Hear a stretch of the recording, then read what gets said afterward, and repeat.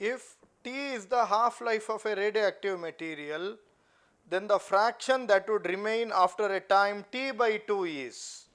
So, we have the formula of radioactivity, N by N naught equal to 1 by 2. Total time elapsed is small t, capital T half is half-life. So, the fraction that would remain after T by 2, so I have to calculate N by N naught is equal to half, time elapsed is half of the half-life divided by T by 2. So that is half T by 2, T by 2, T half cancels. The power remains as 1 by 2.